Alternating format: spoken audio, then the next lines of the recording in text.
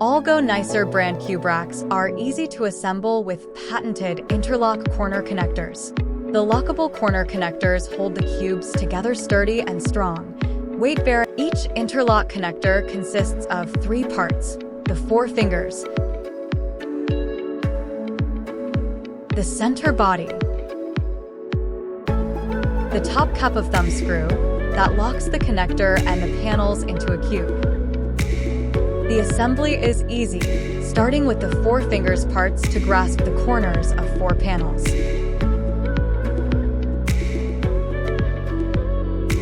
Then, use the center body part to hold the finger parts and the 4 panels standing vertically.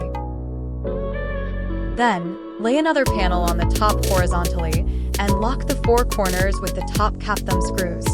Once you understand the way the connectors work, you are free to assemble multiple cubes into the rack in your desired configuration.